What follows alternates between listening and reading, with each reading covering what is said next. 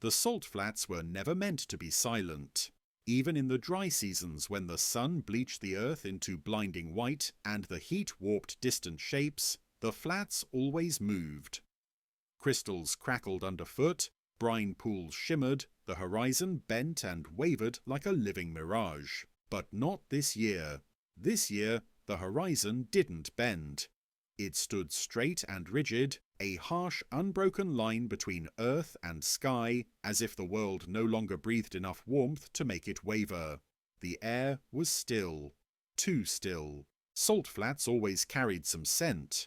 Dead insects, evaporated minerals, faint sulphur from distant vents. But the air now tasted sterile, washed clean of life. Sefu tilted his head and scanned the endless white sheet stretching around him. No mirages danced, no ghost lakes shimmered, no bending horizon fooled his eyes. Everything was flat, sharp, real in a way that made the world feel wrong. A faint clicking sound echoed behind him, brittle crystals breaking under unfamiliar footfalls. Sefu tensed. He turned slowly. In the distance, a herd of oryx stood clustered in a nervous formation. They looked disoriented, uncertain which direction meant safety. The flats distorted nothing now, so predators were easy to spot, but so were prey. The oryx stared at Sefu across the dead white desert, waiting for him to move. He didn't. Not yet. He was hungry, but hunger could wait. Something else demanded attention. Sefu lowered his head and sniffed again. The wind carried a chemical bitterness from the northeast. Dry, sharp, manufactured, not of the land. He followed it. The ground beneath him changed subtly. The salt crust became brittle, fractured like old pottery. Large polygons spread across the flats, their edges lifted as if from internal pressure. Sefu stepped over a fault line, the ground clicking softly beneath his weight. The cracks stretched far ahead, long, jagged, unnatural. He picked up his pace. As he approached the center of the flats, the chemical scent intensified. The wind shifted, and somewhere far ahead, a heavy clanging echoed. Metal, humans. Sefu slowed, lowered his body, and crept forward until he reached a low ridge of salt buildup. He peered over it. In the distance stood a sprawling industrial operation. Metal tanks, drilling rigs, and several cargo trucks parked around a fenced compound. People in protective clothing moved with hurried purpose. A pipe extended from the facility into the salt flats, disappearing beneath the crust. A sign on the main tank, though Sefu could not read it, declared Geothermal Brine Extraction. Test Site 14. The crystalline plain beneath the pipe appeared wet and uneven, dark patches soaking outward from where invisible liquid had seeped. Sefu watched as a worker kneeled, dipped a probe into a shallow pool, and recoiled sharply. He shouted to another man, who ran with a clipboard. Sefu couldn't hear their words, but their urgency carried clearly across the flats. Whatever they were doing, the land didn't like it. He continued forward cautiously, climbing over a cluster of lifted salt plates. Beneath one, the ground rumbled softly, and the plate shifted a few centimeters. Sefu jumped back, startled. Salt flats didn't move on their own, not unless the underlying brine layers were destabilized, not unless pressure built where pressure shouldn't. He growled quietly, unsettled. Far behind him, the oryx herd bolted abruptly, spooked by a sound he had not yet heard. A low-frequency hum, distant, mechanical, growing. He turned his head toward the horizon.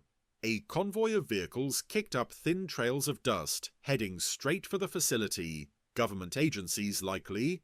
The trucks accelerated over the salt flats, their weight cracking the crust with each bounce. Sefu watched them approach, ears flattening. But he didn't move. His instincts told him something bigger was coming. Then, the ground beneath him throbbed. Not like an earthquake, not a shake. A pulse, a deep internal push from the layers below. Sefu stood frozen, muscles trembling. The pulse came again, slightly stronger. Far ahead, a thin jet of salty water shot upward from a crack, reaching a few feet into the air before collapsing. Workers shouted. Someone slammed a button, alarms wailed. Red lights flashed over the site. Sefu's legs braced instinctively. The salt flats pulsed a third time. A new crack split open beneath his front paw, forcing him to leap aside. More cracks spread outward like lightning etched onto the earth.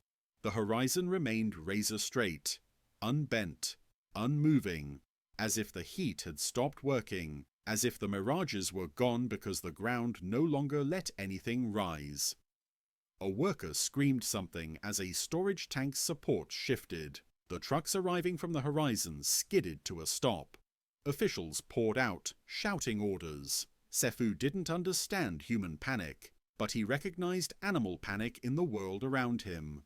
Flamingos launched from distant brine pools, wings flapping wildly. A jackal sprinted across the salt in blind terror. Even insects crawled rapidly beneath the crust, seeking cracks to hide in. Another pulse, much stronger. The entire salt flat quivered. Sefu staggered. A seam split open a few meters ahead with a loud tearing sound, releasing a foul-smelling vapor. The ground sagged slightly around it. Sefu lunged away. Behind him, a deep grumbling thunder rose, not from the sky, but from underground. A gas vent ruptured beside the industrial pipe, spewing hot steam and brine into the air. Workers retreated. Alarms blared louder. The officials waved frantically. Sefu retreated to a taller ridge of salt. From this vantage point he saw something humans didn't yet. The cracks formed a massive circular pattern. A ring, pressure building inside the earth, closing in on their facility, seeking a point to break through. Sefu bared his teeth. The land was warning them, but they were too deep in their panic to listen. He turned toward the center of the salt ring. Something shimmered. A distortion. Not heat shimmer. Not mirage. Something else. A tension in the air, like the horizon held its breath. Then the flats pulsed again, a long deep roll that made even the sky seem to tremble. In the distance, a metal tank collapsed sideways. The ground beneath it sank. Workers screamed. The oryx herd bolted for higher ground. Sefu backed up slowly, hackles lifting, instinct screaming. This place is about to break. The horizon still didn't bend, because the air wasn't hot enough, because the earth wasn't stable enough, because everything beneath him was holding, stretching, pushing, waiting for the moment it could no longer hold at all. And Sefu realized the truth. The salt flats were not dying. They were preparing to fail. In one single, catastrophic breath. The ground trembled again. This time it wasn't subtle. It wasn't a quiet pulse beneath the surface.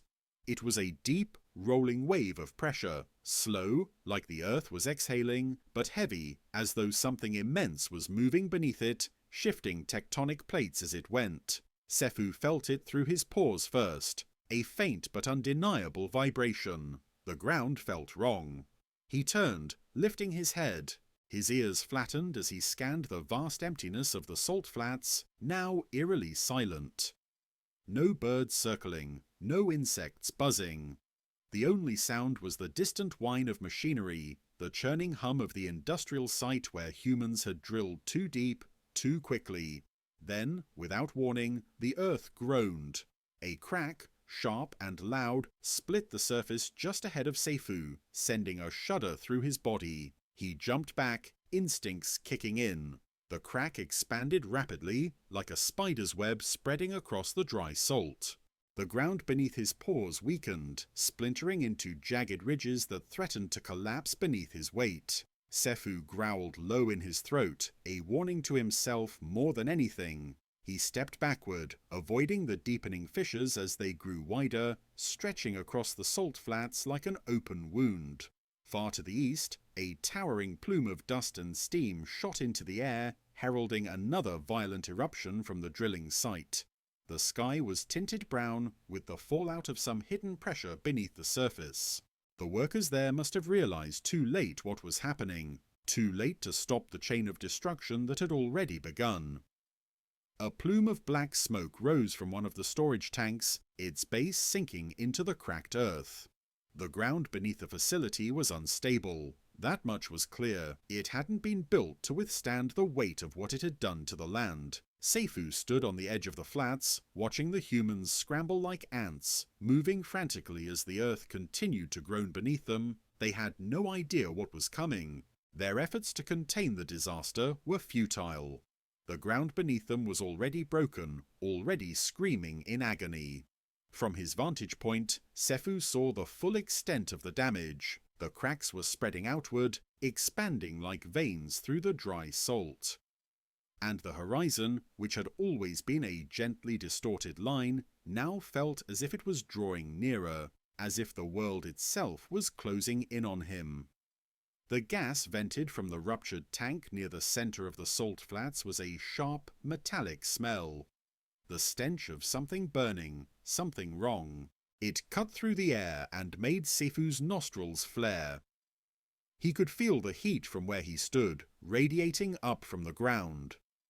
Seifu turned and moved carefully toward the western edge of the flats, avoiding the largest cracks. His poor steps sank more than they should have.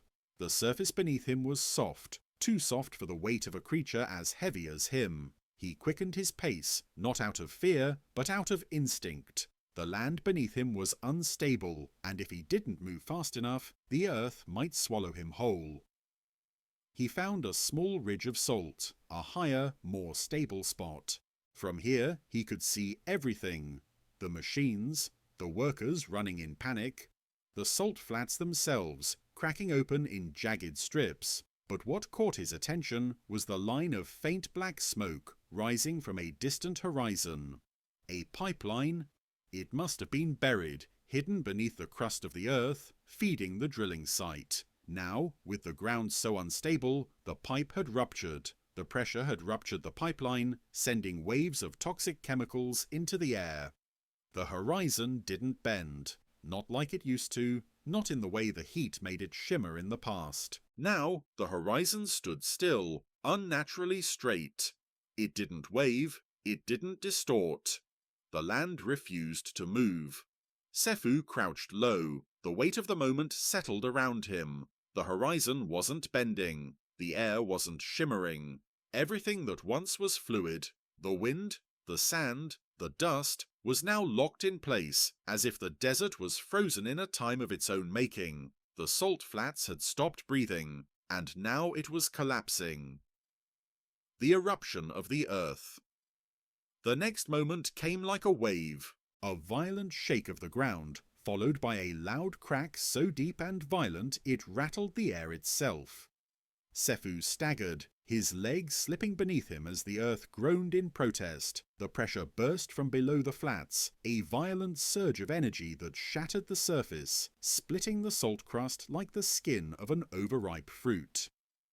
Seifu's legs burned as he scrambled, climbing the nearest ridge as the ground beneath him shifted violently. A massive section of the flats buckled, twisting downward, opening into a yawning chasm that swallowed half of the nearby machinery. The workers screamed, but their voices were drowned out by the roar of the collapse. Everything shifted. The ground didn't sink in the usual way. The salt didn't drift. The land buckled beneath the surface, opening up like the earth was being peeled away. Seifu's ears pinned back. He turned sharply, running towards the north, away from the eruption that was tearing the flats apart. Behind him, the air was filled with thick, acrid smoke, toxic gases rising from the open wounds in the earth. The acrid smell of oil and burning chemicals burned in his nostrils, choking the air around him. The collapse spread like wildfire.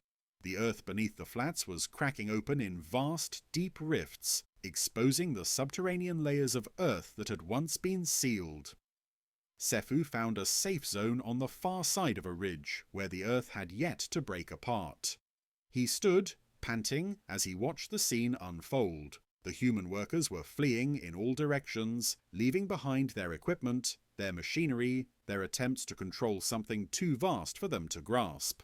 Their movements were erratic, driven by panic, as the earth they had tried to exploit began to tear itself apart. From this distance, it was hard to tell the full extent of the disaster, but Sefu could feel it in his bones. The Earth wasn't just collapsing, it was fighting back.